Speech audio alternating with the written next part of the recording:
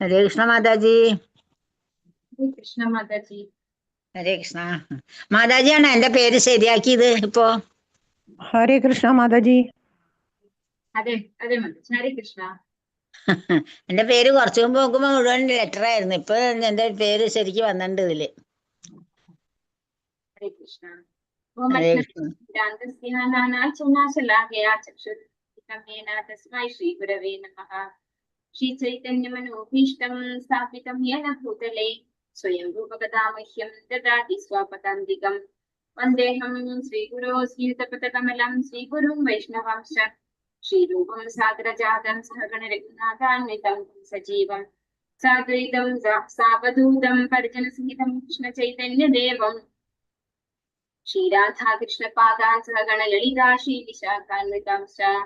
നമോ വിഷ്ണുപാദായ കൃഷ്ണപൃഷ്ഠായ ഭൂതലേ ശ്രീമതേ ജയപതാക സ്വാമിനി നാമിനെ. നമാചാര്യപാദായ നിതായതപപ്രദായിനെ ഗൗരകഥാദാമദായ നഗരഗ്രാമകാരിണേ. നമോ വിഷ്ണുപാദായ കൃഷ്ണപൃഷ്ഠായ ഭൂതലേ ശ്രീമതേ ഭക്തിവേദാന്ത സ്വാമിനി നാമിനെ. നമസ്തേ സാരസ്വതേ ദേവി ഗൗരവാണി പ്രചാരിണേ നിർവിശേഷ ശൂന്യവാദി പാശ്ചാത്യ ദേശകാരിണേ. വാഞ്ചാകൽപതരുഭ്യശ്ച കൃപാ സിന്ധുഭ്യഃ ച പതിതാനാം പാവനേഭ്യോ വൈഷ്ണവേഭ്യോ നമോ നമഃ. ഹേ കൃഷ്ണ കരുണാ സിന്ധു ദീനബന്ധോ ജഗത്പതേ ഗോപേശ ഗോപികാ കാന്ത രാധാ കാന്ത നമോസ്തുതേ.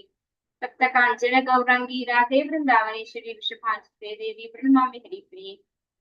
ജയ ശ്രീ കൃഷ്ണ ചൈതന്യ പ്രഭു നിത്യാനന്ദ ശ്രീ അദ്വൈത ഗദാധര ശ്രീവാസാദി ഗോവിന്ദ. ഹരേ കൃഷ്ണ കൃഷ്ണ കൃഷ്ണ ഹരേ ഹരേ, ഹരേ രാമ രാമ രാമ ഹരേ ഹരേ.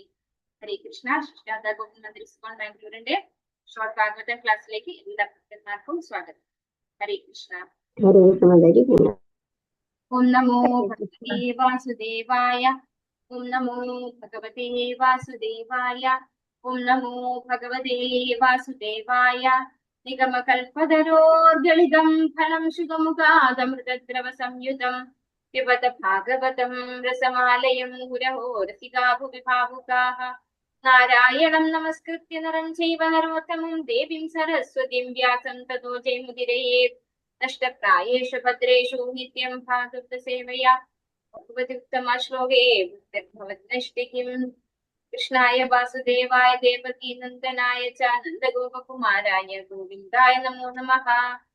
ഹരേ കൃഷ്ണ. മദേകബന്ധോ മത്സംഖ്യൻ മദ്ഗുരോ മന്മഹാദനാം മന്നിഷ്ടാരക മദ്ഭാഗ്യ മദാനന്ദാനമോസ്തുതേ. ശ്രീമദ് ഭാഗവതം കി ജയ, ശ്രീ പ്രഭുപാദ് കി ജയ. ശ്രീമദ് ഭാഗവതം സ്കന്ധം 1 അധ്യായം 10. ശ്രീകൃഷ്ണ ഭഗവാന്റെ ദ്വാരകയിലേക്കുള്ള പ്രയാണം. ശ്ലോകം 30. ഓം നമോ ഭഗവതേ വാസുദേവായ. ഏതാഃ പരം സ്ത്രീത്വമപാസ്തപേശലം നിരസ്ത ശൗചം വദ സാധു കുർവതേ. യാസാം ഗൃഹാത് പുഷ്കരലോചന പതിഃ ന ജാത്വപൈത്യാധൃതി സ്പൃശൻ. ഹരേ കൃഷ്ണ. ഇവിടെ ബതേ എന്നുള്ളത് ബത ആണ് കേട്ടോ. ബത ഇവിടെ മീനിങ്ങിൽ നമുക്ക് കാണാൻ പറ്റും. ബത സാധുവാണ്. അപ്പോ ബത്തേ അല്ല, ബത ആണ്. എല്ലാവരും ചൊല്ലിക്കോളൂ, ശ്രദ്ധിച്ച് ചൊല്ലിക്കോളൂ. ഓം നമോ ഭഗവതേ വാസുദേവായ.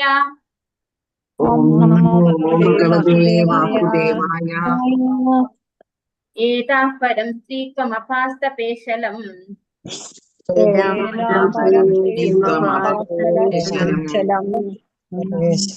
ശൗചം ബത സാധു കുർവതേ.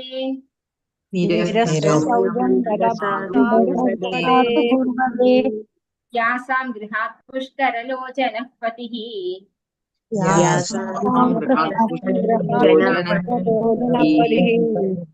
ന ജാത്വപൈത്യാധൃതിഭിർഹൃദി സ്പൃശൻ.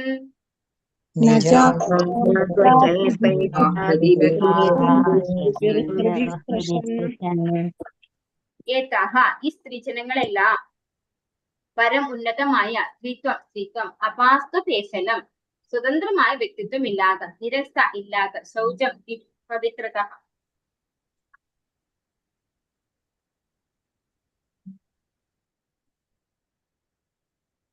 ശൗചം പവിത്രത സാധു മംഗളകരമായി പ്രകീർത്തിക്കപ്പെട്ടു. പൂർവ്വത്തിൽ ആരുടെ എതിർന്നിട്ട് ഗൃഹാത് ഭവനങ്ങൾ, പുഷ്കരലോചന കമലനയനൻ പതിഹി ഭർത്താവ്, ന ജാതു ഒരു സമയത്തും ഇല്ല, അപൈതി ഇവിടെ പോകുന്നു, അഹൃതിഭിഹി പാരിതോഷികത്താൽ ഹൃതി ഹൃദയത്തെ, സ്പൃശൻ പ്രീതിക്ക് പാത്രമായി. വർത്തമാന ഭാഗത്തും इसी पाठ की वेदांत स्वामी श्री प्रभुपाद जी സ്വതന്ത്രമായ വ്യക്തിത്വമോ പവിത്രതയോ ഇല്ലാതിരുന്നിട്ടും കൂടി ഈ സ്ത്രീകൾ എല്ലാവരും തങ്ങളുടെ ജീവിതം മംഗളകരമായി മഹത്വവൽക്കരിച്ചു. അവരുടെ പതിയായ കമലനയനായ പരമദിവ്യോത്തമ പുരുഷൻ അവരെ ഒരിക്കലും ഭവനത്തിൽ തനിച്ചാക്കി പോയിരുന്നില്ല. അദ്ദേഹം അമൂല്യമായ പാരിതോഷികങ്ങൾ നൽകി സദാ അവരുടെ ഹൃദയത്തെ പ്രീതിപ്പെടുത്തിയത്. അപ്പോ ഈ ശ്ലോകത്തില് ആരെ കുറിച്ചാണ് പറയുന്നത്? ആരാണ് പറയുന്നത്? ഓർക്കുന്നോ, ഇത് ആരാ പറയുന്നത്? ഹസ്തിനപുരിയിലുള്ള സ്ത്രീകളാണ് പറയുന്നത്. മക്തപ്പാവിൽ ഇരുന്നുകൊണ്ട് ഭഗവാനെ കുറിച്ച് സംസാരിച്ചുകൊണ്ടിരിക്കുകയാണ് അവരൊക്കെ, അല്ലെ? ഭഗവാൻ ദ്വാരകയിലേക്ക് തിരിച്ചു പോയിക്കൊണ്ടിരിക്കുകയാണ്. പോകാൻ വേണ്ടി രഥത്തിന് കയറി ആർക്കൊക്കെ നിർദ്ദേശങ്ങൾ കൊടുത്തു എന്ന് പറഞ്ഞു? ഉദ്ധവരും പിന്നെ സാത്വികയും രണ്ടുപേരുണ്ടായി പറഞ്ഞു, അല്ലെ? അവർക്കൊക്കെ ഇൻസ്ട്രക്ഷൻ കൊടുക്കുകയാണ്, പോകാനുള്ള ഇൻസ്ട്രക്ഷൻ കൊടുത്തുകൊണ്ടിരിക്കുകയാണ് ഭഗവാൻ. ആ സമയത്താണ് ഹസ്തിനപുരിയിലുള്ള സ്ത്രീകള് മട്ടുപ്പാവിലിരുന്ന് ലജ്ജയോടുകൂടി ഭഗവാനെ നോക്കിക്കൊണ്ട് ഭഗവാനെ കുറിച്ച് പ്രകീർത്തിക്കാൻ തുടങ്ങിയത്, അല്ലെ?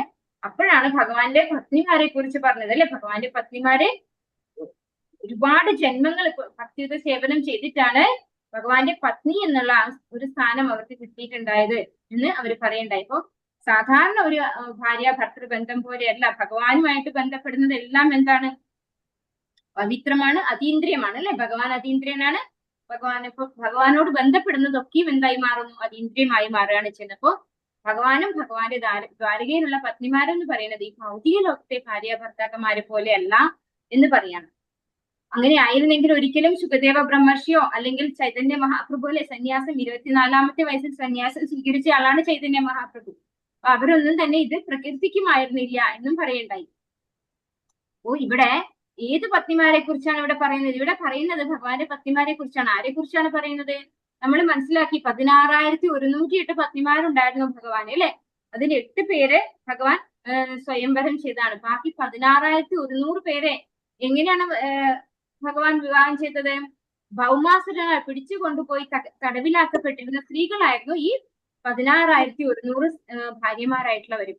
ഈ ഓരോരോ രാജ്യത്തെ രാജകുമാരിമാരെ തട്ടിക്കൊണ്ടുവന്ന് അവിടെ തടവറയിൽ ഇട്ടാണ് ചെയ്തത് ഭൗമാസുരൻ. കേൾക്കുന്നില്ലേ?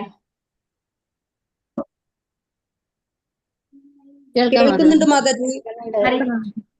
ഹരേ കൃഷ്ണ. അപ്പോ ആ 16,100 പത്നിമാരെ കുറിച്ചാണ് ഈ ഹസ്തിനപുരിയിലുള്ള സ്ത്രീകൾ പറയുന്നത്, അല്ലെ? അവരെ കുറിച്ച് എന്താ പറയുന്നത്? സ്വതന്ത്രമായ വ്യക്തിത്വമോ പവിത്രതയോ ഇല്ലാതിരുന്നിട്ടും കൂടി ഈ സ്ത്രീകൾ എല്ലാവരും തങ്ങളുടെ ജീവിതം മംഗളകരമായി മഹത്വവൽക്കരിച്ചു. അപ്പോ അവരൊക്കെ സ്വതന്ത്രമായ വ്യക്തിത്വമോ പവിത്രതയോ ഇല്ലാതിരുന്നു എന്നാണ് പറയുന്നത്. എന്തുകൊണ്ടാണ് ഇങ്ങനെ പറയുന്നത്? ഭൗമാസുരനാൽ തട്ടിക്കൊണ്ടു പോകപ്പെട്ടത് കൊണ്ടാണ് അവർക്ക് എന്തില്ലാതെയായത്? പവിത്രത ഇല്ലാതെയായതും വ്യക്തിത്വം ഇല്ലാതെയായതും ഒക്കെ, അല്ലെ? അല്ലാതെ അവരൊക്കെ രാജകുമാരിമാർ തന്നെയാണ്. പക്ഷെ അങ്ങനെയൊക്കെ ആണെങ്കിൽ പോലും, അതായത് ആ ഒരു സിറ്റുവേഷനിൽ കൂടെ കടന്നു പോയെങ്കിൽ പോലും അവരൊക്കെ തങ്ങളുടെ ജീവിതം മംഗളകരമായി മഹത്വവൽക്കരിച്ചു. എങ്ങനെയാണ്? ഭഗവാന്റെ ഭക്തിയിലൂടെ, അല്ലെ? ഭഗവാന്റെ ഭക്തിയുടെ സേവനം. ഭഗവാൻ എന്താ ഭഗവത്ഗീതയിൽ പറയുന്നത്? ഭക്തിയാ മാം അഭിജാനാതി, അല്ലെ? ഭക്തിയുടെ സേവനത്തിലൂടെ മാത്രമേ എന്റെ നിഗൂഢതകളിലേക്ക് പ്രവേശിക്കാൻ സാധിക്കൂ എന്ന് ഭഗവാൻ ഭഗവത്ഗീതയിൽ വ്യക്തമായി പറയുന്നുണ്ട്. അപ്പോ ഈ 16,100 സ്ത്രീകളും ഭഗവാന്റെ പത്നിമാരാകാൻ യോഗ്യരായിട്ടുണ്ടെങ്കിൽ, അല്ലെങ്കിൽ ഭഗവാൻ അവരെ പത്നിമാരാക്കി മാറ്റിയിട്ടുണ്ടെങ്കിൽ അവരൊക്കെ അത്രമാത്രം ഭഗവാന്റെ ഭക്തിയുടെ സേവനത്തിൽ ഏർപ്പെട്ടിട്ടുണ്ടായിരുന്നു.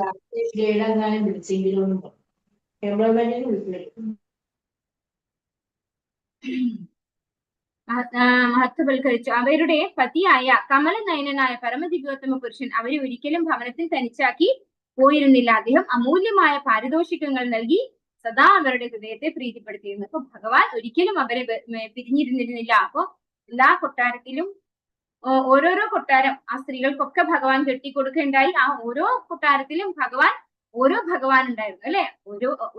ഒരാൾക്ക് പോലും ഭഗവാനെ ഒരിക്കലും മിസ് ചെയ്തില്ല. അതാണ് ഇവിടെ പറയുന്നത്. ഒരിക്കലും ഭവനത്തിൽ അവരെ തനിച്ചാക്കി പോയിരുന്നില്ല ഭഗവാൻ. അദ്ദേഹം അമൂല്യമായ പാരിതോഷികങ്ങൾ നൽകി സദാ അവരുടെ ഹൃദയത്തെ പ്രീതിപ്പെടുത്തിയപ്പോ അത്രമാത്രം അവരെ അങ്ങോട്ട് പ്രീതിപ്പെടുത്തണമെങ്കിൽ തീർച്ചയായിട്ടും അവർ ഭഗവാന്റെ ശുദ്ധഭക്തന്മാരാണ്. പ്രവർത്തനേസി ഭക്തി വേദാന്ത സമിഷ്ലെ പ്രഭുപാദിച്ചേ ഭഗവത് ഭക്തർ പരിശുദ്ധാത്മാക്കളാകുന്നു. ആത്മാർത്ഥമായി ഭഗവത് പാദങ്ങളിൽ ശരണാഗതി അടഞ്ഞ ഭക്തരെ ഭഗവാൻ ഉടൻ തന്നെ സ്വീകരിക്കുകയും അങ്ങനെ ഭക്തർ തൽക്ഷണം ഭൗതിക മാലിന്യങ്ങളിൽ നിന്നും സ്വതന്ത്രരാകുകയും ചെയ്യുന്നു. അത്തരം ഭക്തർ ഭൗതിക പ്രകൃതിയുടെ ത്രിഗുണങ്ങൾക്ക് അതീതരാണ്. ഗംഗയിലെ ജലവും കാനയിലെ മലിനജലവും തമ്മിൽ കൂടിക്കലർത്തിയാൽ അവ തമ്മിൽ ഗുണപരമായി യാതൊരു വ്യത്യാസവും ഇല്ലെന്നതുപോലെ ഒരു ഭക്തന് യാതൊരുവിധ ശാരീരിക അയോഗ്യതകളുമില്ല. സ്ത്രീജനങ്ങൾ, വൈശ്യർ, ശൂദ്രർ എന്നിവർ അത്ര ബുദ്ധിശാലികളല്ലായികയാൽ അവർക്ക് ഭഗവത് ശാസ്ത്രം മനസ്സിലാക്കുക അഥവാ ഭഗവാന്റെ ഭക്തിയുടെ സേവനത്തിൽ വ്യാപൃതരാവുക എന്നത് അത്യന്തം പ്രയാസകരമാകുന്നു. അവർ മാതാജി അധ്യായം ഇടയ്ക്ക് ബ്രേക്ക് ആവുന്നുണ്ട് മാതാജി. ഉണ്ടോ? ഹരേ കൃഷ്ണ. ഹരേ കൃഷ്ണ. ഇപ്പൊ കേൾക്കാൻ ഇല്ല പറ്റുന്നുണ്ടോ? മാതാജി, ഇപ്പൊ കറക്റ്റായി കേൾക്കുന്നുണ്ട്. ഇപ്പൊ കറക്റ്റായി കേൾക്കുന്നുണ്ട്. അപ്പൊ ആ മാതാജിക്ക് നെറ്റ് ഇഷ്യൂ ആയിരിക്കും. അതുകൊണ്ട് അതെ ഹരേ കൃഷ്ണ. അധ്യായ ഭൗതികവാദികളാകുന്നു. കിരാതർ, കൂണർ, ആന്ധ്രർ, പുലിന്ദർ, പുൽക്കശർ, ആഭീരർ, കങ്കർ, യവനർ, ഖസർ മുതലായവർ അവരെക്കാൾ താഴ്ന്നവരാകുന്നു. എന്നാൽ ഭഗവാന്റെ ഭക്തിയുടെ സേവനത്തിൽ യഥോചിതമായി നിരതരാകുന്ന പക്ഷം ഇവരെല്ലാവർക്കും മോചനം സാധ്യമായി തീരുന്നു. ഭഗവത് സേവനത്തിൽ നിരതരാക്കുക വഴി നിയുക്തമായ അയോഗ്യതകളെല്ലാം ഇല്ലാതാകും. പ്രകാരം ശുദ്ധാത്മാക്കളായി അവർ ഭഗവത് ധാമത്തിൽ പ്രവേശിക്കാൻ തക്ക യോഗ്യതയുള്ളതായി തീരുന്നു. ഇപ്പോ ഇവിടെ വ്യക്തമായിട്ട് പറഞ്ഞു തരുന്നു ശ്രീ പ്രഭുപാദരല്ലേ. എന്താണ് പറയുന്നത്? ഗംഗയിലെ ജലവും കാനയിലെ മലിനജലവും, കാന എന്ന് പറയുന്നത് എനിക്ക് കൃത്യമായിട്ട് അറിയില്ല എന്താണതെന്ന്, പക്ഷെ കാനയില് ഉള്ളത് മലിനജലമാണെന്ന് പറയുന്നു. ഗംഗ എന്താണ്? പവിത്രമാണ് അല്ലെ. ഇത് രണ്ടും കൂടെ മിക്സ് ചെയ്ത് കഴിഞ്ഞാൽ അത് അവിടെ എന്തില്ല? കാനയില് മലിനജലം ഇല്ല, എല്ലാം എന്തായി മാറി? ഗംഗയായി മാറി അല്ലെ. അത് പവിത്രീകരിക്കുന്നു. ആ മലിനജലത്തെ പോലും പവിത്രീകരിക്കാൻ ഗംഗയ്ക്ക് സാധിക്കുന്നത് പോലെ പവിത്രത നഷ്ടപ്പെട്ടു പോയ ഈ 16,100 സ്ത്രീകൾക്കും ഭഗവാൻ പതി ആയതുകൊണ്ട് തന്നെ, ഭഗവാനെ ഭർത്താവായി കിട്ടിയത് കൊണ്ട് തന്നെ അവരൊക്കെ ആരായി മാറി? പവിത്രകളായി മാറി. അപ്പോ ഇവിടെ പറയുന്നു, ഒരു ഭക്തന് യാതൊരുവിധ ശാരീരിക അയോഗ്യതകളുമില്ല. ഏത് ശാരീരിക സ്ഥിതിയിലാണെങ്കിലും അവരെ ഭഗവാന്റെ ഭക്തിയുടെ സേവനം ചെയ്യുകയാണെങ്കിൽ അവര് അയോഗ്യതയാവുന്നില്ല. അവർക്ക് അങ്ങനെ ഒരു അയോഗ്യത ഇല്ല. ഇതേ കാര്യം നമ്മള് ഉപദേശാമൃതത്തിൽ പഠിച്ചിട്ടുണ്ട് അല്ലെ. ശുദ്ധ ഭക്തന്മാരുടെ ശാരീരിക സ്ഥിതി നോക്കിക്കൊണ്ട് അവരെ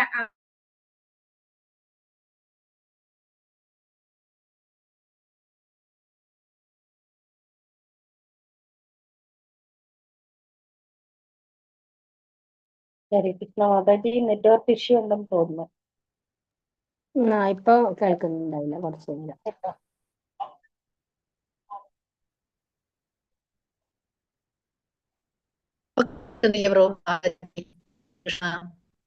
ഹരേ കൃഷ്ണ.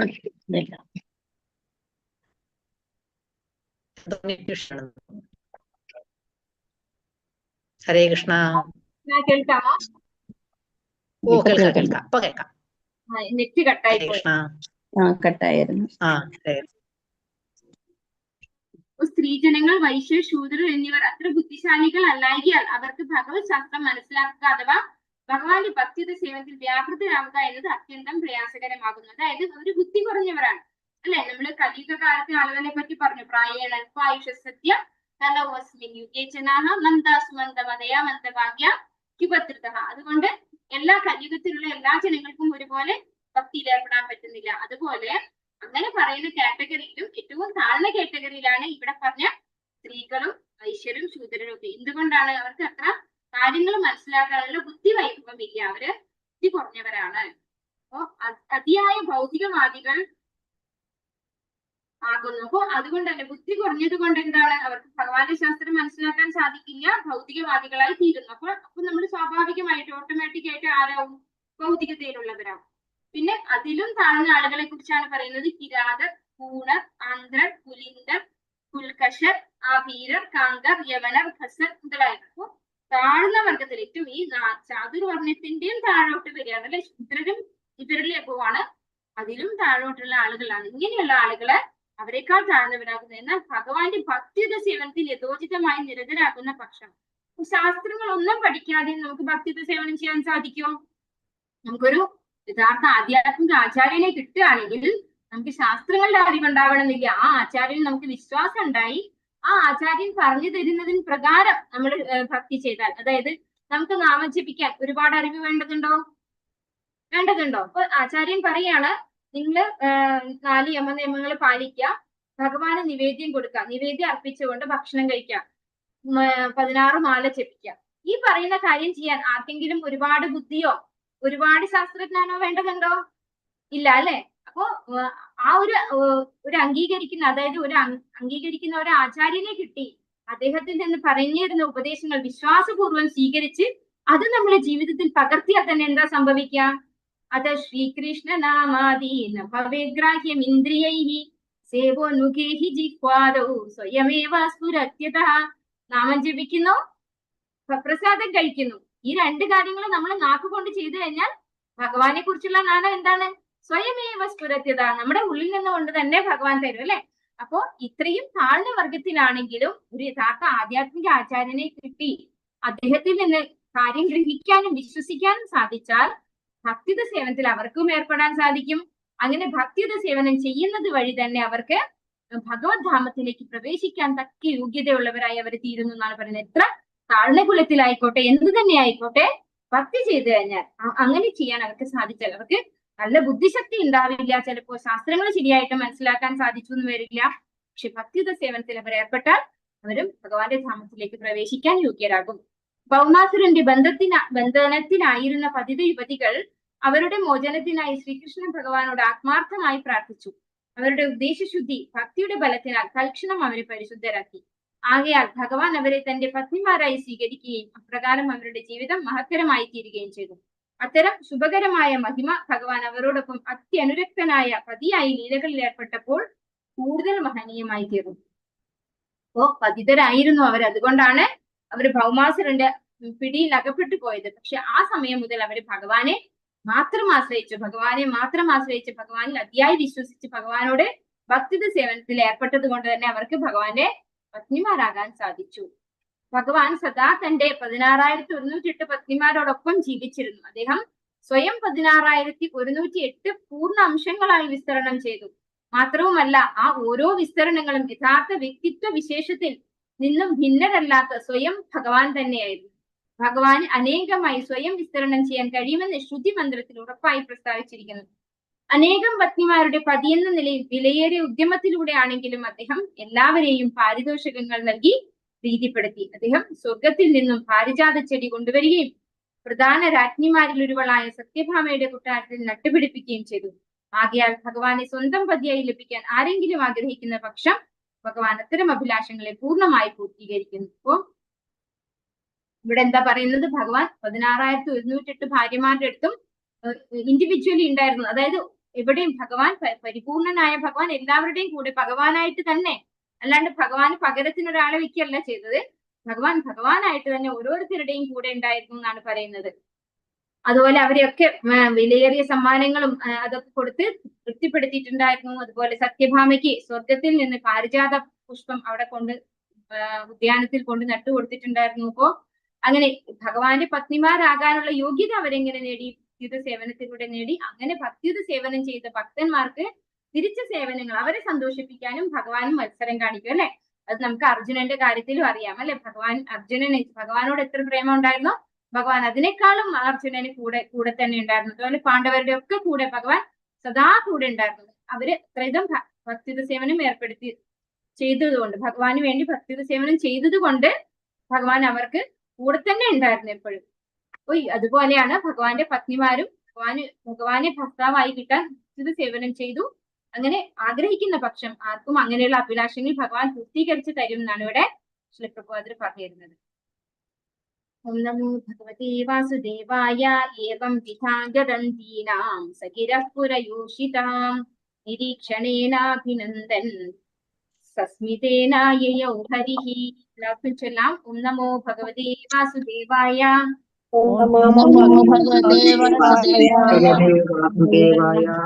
ഏവം വിധാഗതന്തീനാം സഖിരഃ പുരയൂഷിതാം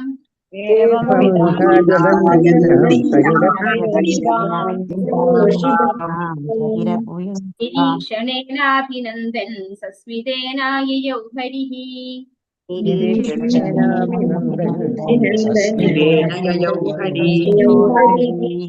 ഹരേ കൃഷ്ണ.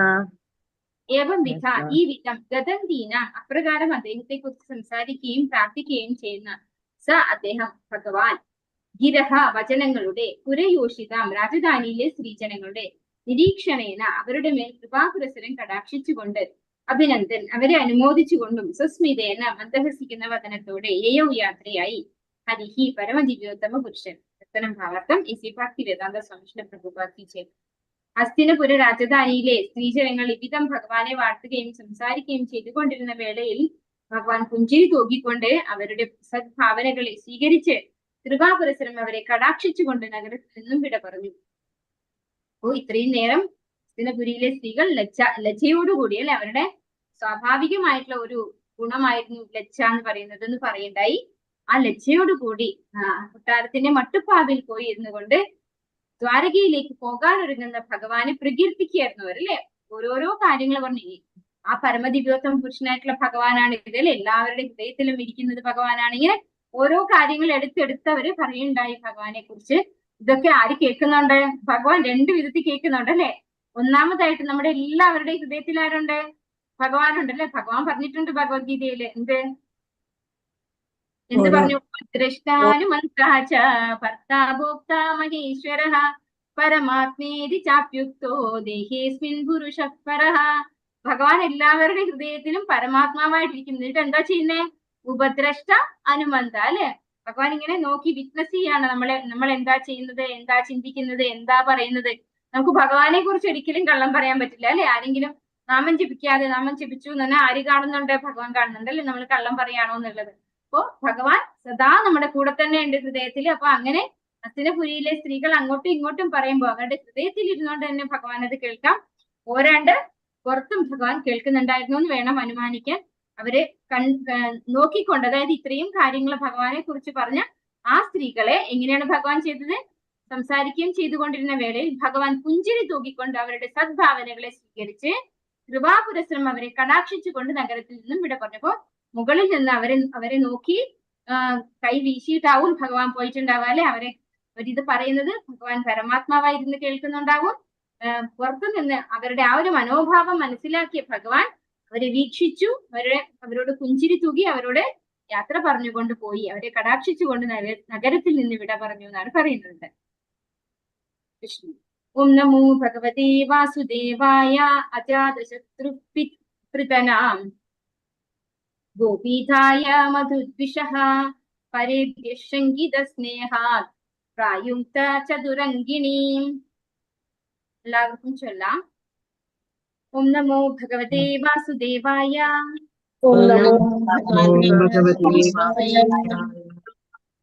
അജാതശത്രുപൃതനാം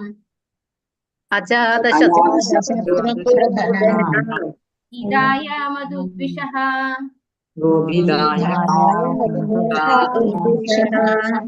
പരേഭ്യഃ ശങ്കിതസ്നേഹാത് പ്രായുക്ത ചതുരംഗിണീം.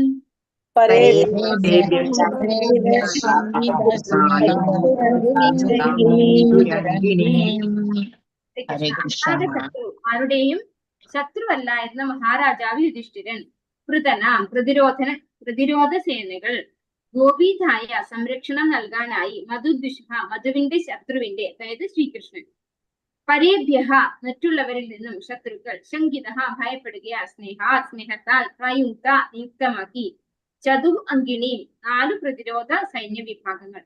വിവർത്തനം ഭാവാർത്ഥമേസി ഭക്തി വേദാന്ത സംശയ പ്രഭുവാക്കിച്ച്.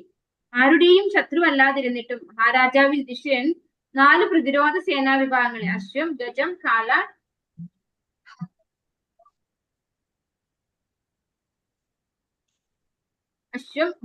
രഥം, കാലാൾ അസുരന്മാരുടെ ശത്രുവായ ശ്രീകൃഷ്ണ ഭഗവാന്റെ അകമ്പടിക്കായി വിന്യസിച്ചു. ശത്രുക്കൾ കാരണവും ഭഗവാനോടുള്ള സ്നേഹത്താലുമാണ് മഹാരാജാവ് ഈ വിധം പ്രവർത്തിച്ചത്. അപ്പൊ അജാത ശത്രുവാണല്ലേ യുധിഷ്ഠിരന്. ആരോടും ശത്രുതയില്ല. അതുകൊണ്ടാണ് യുധിഷ്ഠിരനെ അജാത ശത്രു എന്ന് പറയുന്നത്. ആരോടും ശത്രുതാ മനോഭാവം ആരും സൂക്ഷിക്കാറില്ല, യുധിഷ്ഠിരൻ സൂക്ഷിക്കാറില്ല. അതുകൊണ്ട് അദ്ദേഹത്തെ അജാത ശത്രു എന്ന് പറയുന്നു.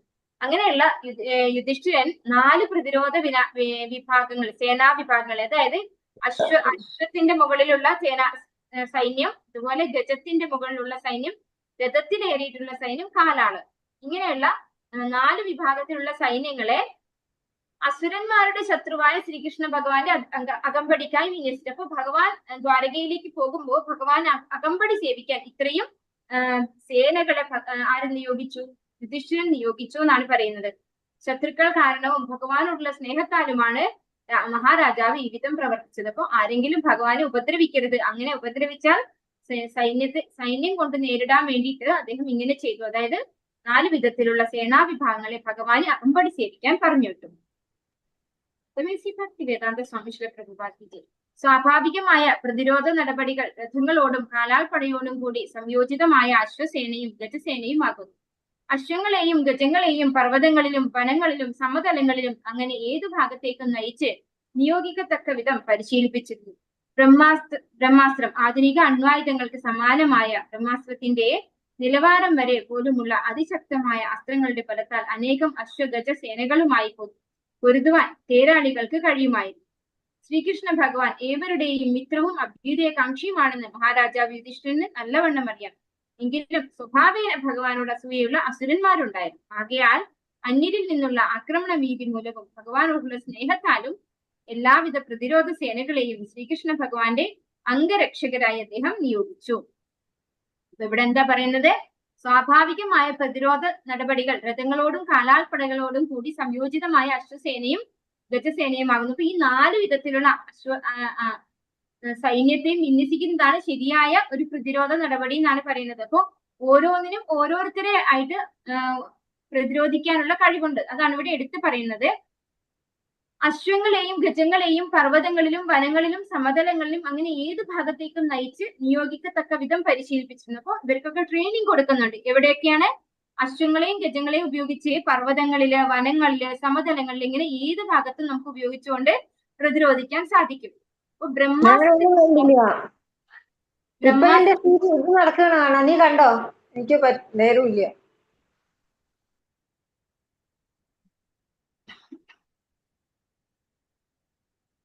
ബ്രഹ്മാസ്ത്രത്തിന്റെ നിലവാരം വരെ പോലുമുള്ള അതിശക്തമായ അസ്ത്രങ്ങളുടെ ബലത്താൽ അനേകം അശ്വഗജ സേനകളുമായി പൊരുതാൻ തേരാളികൾക്ക് കഴിയുമായിരുന്നു. അപ്പൊ ബ്രഹ്മാസ്ത്രത്തിന്റെ ബലം ഉള്ളവരോട് പോലും പൊരുതാൻ ആർക്ക് സാധിക്കുമായിരുന്നു? അശ്വഗജ സേനകളിലുള്ളവർക്ക്. അതിനുള്ള ട്രെയിനിങ് അവർക്ക് കൊടുത്തിട്ടുണ്ട്. ശ്രീകൃഷ്ണ ഭഗവാൻ ഏവരുടെയും മിത്രവും അഭ്യുദയകാംക്ഷിയുമാണ്. അതായത് എല്ലാവരുടെയും മിത്രമാണ് ഭഗവാൻ, അല്ലെ? അത് ആർക്കറിയാം? യുധിഷ്ഠിരന് അറിയാം. ഭഗവാനാണ് പരമദിവ്യോത്തമ പുരുഷനാണ്. ഭഗവാൻ ഒന്നിന്റെ ആവശ്യമില്ല. ഭഗവാനെ സംരക്ഷിക്കാൻ നമ്മൾ ആരും അല്ല, അല്ലെ? ഭഗവാനാണ് എല്ലാവരെയും സംരക്ഷിക്കുന്നത്. ഇക്കാര്യമൊക്കെ യുധിഷ്ഠിരന് അറിയാമെങ്കിലും ഭഗവാനോട് അസൂയയുള്ള കുറെ അസുരന്മാരുണ്ട്, അല്ലെ? അവരെയൊക്കെ പ്രതിരോധിക്കാൻ വേണ്ടിയിട്ടാണ് യുധിഷ്ഠിരൻ ഇങ്ങനെ ഒരു സൈന്യങ്ങളെയൊക്കെ വിന്യസിച്ചതെന്നാണ് പറയുന്നത്. ആകയാൽ അന്യരിൽ നിന്നുള്ള ആക്രമണ ഭീതി മൂലവും ഭഗവാനോടുള്ള സ്നേഹത്താലും എല്ലാവിധ പ്രതിരോധ സേനകളെയും ശ്രീകൃഷ്ണ ഭഗവാന്റെ അംഗരക്ഷകരായ അദ്ദേഹം നിയോഗിച്ചു. ആവശ്യമെങ്കിൽ സ്വയം ശ്രീകൃഷ്ണ ഭഗവാൻ തന്നെ ശത്രു എന്ന് കരുതുന്ന മറ്റുള്ളവരുടെ ആക്രമണത്തെ പ്രതിരോധിക്കാൻ പര്യാപ്തനായിരുന്നുവെങ്കിലും പിതൃ സഹോദരി പുത്രൻ എന്ന നിലയിൽ തന്റെ ജ്യേഷ്ഠനായ മഹാരാജാവ് യുധിഷ്ഠിരനെ അനുസരിക്കാതിരിക്കാൻ കഴിയാത്തതിനാൽ അദ്ദേഹത്താൽ ക്രമീകരിക്കപ്പെട്ട എല്ലാ സജ്ജീകരണങ്ങളെയും ശ്രീകൃഷ്ണ ഭഗവാൻ സ്വീകരിച്ചു. അപ്പൊ ഭഗവാൻ ആരാണ്? പരമദിവ്യോത്തമ പുരുഷനാണ്, അല്ലെ?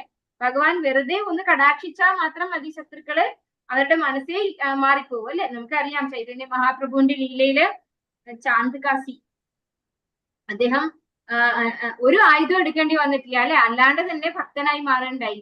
അപ്പൊ അതുപോലെ ഭഗവാൻ ഒന്ന് കടാക്ഷിച്ചാൽ മാത്രം മതി, മുന്നിൽ നിൽക്കുന്ന അസുരന്റെ പോലും ഹൃദയം മെൽട്ടായി പോകും. അതിനുള്ള കഴിവ് ഭഗവാനുണ്ട്. പക്ഷെ എന്നിരിക്കലും ഭഗവാൻ ഇവിടെ ഒരു മനുഷ്യൻ്റെത് പോലെയുള്ള ലീലകൾ ആടുകയാണ് ചെയ്യുന്നത്, അല്ലെ? അപ്പൊ ഭഗവാന്റെ ഒരു ജ്യേഷ്ഠ സ്ഥാനത്തിലാണ് ആരുള്ളത്? യുധിഷ്ഠിരനുള്ളത്. അതുകൊണ്ട് അദ്ദേഹം സ്നേഹത്തോടു കൂടി ഭഗവാനെ വേണ്ടി ചെയ്യുന്ന ഈ അറേഞ്ച്മെന്റ് ഭഗവാൻ അതേപോലെ അതേ സ്നേഹത്തോടു കൂടി സ്വീകരിച്ചു എന്നാണ് ഇവിടെ പറയുന്നത്. ഭഗവാൻ തന്റെ അതീന്ദ്രിയ ലീലകളിൽ ഒരു ആജ്ഞാനുവർത്തിയുടെ ഭാഗം നടിക്കാറുണ്ട്. അങ്ങനെ ചിലപ്പോൾ അദ്ദേഹം സ്വയം ഒരു ശിശുവിന്റെ നിസ്സഹായ അവസ്ഥയിൽ നിന്ന പോലെ സ്വയം യശോദാ മാതാവിന്റെ സംരക്ഷണത്തിൽ ഏൽപ്പിക്കുന്നു. അത് ഭഗവാന്റെ അതീന്ദ്രിയ ലീലയാണ്. ഭഗവാനും അദ്ദേഹത്തിന്റെ ഭക്തന്മാരും തമ്മിലുള്ള അതീന്ദ്രിയ വിനിമയങ്ങളുടെ എല്ലാം അടിസ്ഥാന തത്വം അതീന്ദ്രിയ ആസ്വാദനത്തെ വെളിപ്പെടുത്തുകയാണ്. ഈ അതീന്ദ്രിയ ആനന്ദത്തിന് ബ്രഹ്മാനന്ദത്തിന് തലം വരെ പോലും സമാനതകൾ ഏതുമില്ല. അപ്പൊ ഭഗവാൻ ചിലപ്പോ എന്താണ്, ഒരു കുട്ടിയായിട്ട് വരുമ്പോ അമ്മയുടെ കൺട്രോളിൽ ഇരിക്കുന്ന കുട്ടിയായിട്ട് മാറില്ല. മറ്റുള്ളവരുടെ ആജ്ഞ സ്വീകരിക്കുന്ന ആളാണ് ഭഗവാൻ ചിലപ്പോ. അതിന്റെ കാരണം ഭഗവാൻ താഴെയും അവര് മേലെ ആയതുകൊണ്ടല്ല. ഭഗവാന്റെ ഭക്തന്മാരുടെ അടുത്ത് അങ്ങനെയുള്ള ലീലകൾ ചെയ്യാൻ വളരെ ഇഷ്ടമായത് കൊണ്ടാണ് ഭഗവാൻ അങ്ങനെ ചെയ്യുന്നത്. ഹരേ കൃഷ്ണ കൃഷ്ണ കൃഷ്ണ ഹരേ ഹരേ, ഹരേ രാമ രാമ രാമ ഹരേ ഹരേ. വാഞ്ചാകൽപതരുഭ്യശ്ച കൃപാസിന്ധുഭ്യശ്ച പതിതാനാം പാവനേഭ്യോ വൈഷ്ണവേഭ്യോ നമോ നമഃ. अनंत कोटि वैष्णव वृंद की जय, श्री प्रभुपाद की जय, गुरु महाराज की जय, नित्य गौर प्रेमानंदे, हरि हरि बोल. हरे कृष्णा ഹരേ കൃഷ്ണ ഹരേ കൃഷ്ണ. हरे ഹരേ കൃഷ്ണ മാതാജി. प्रणाम. ഹരേ കൃഷ്ണ മാതാജി.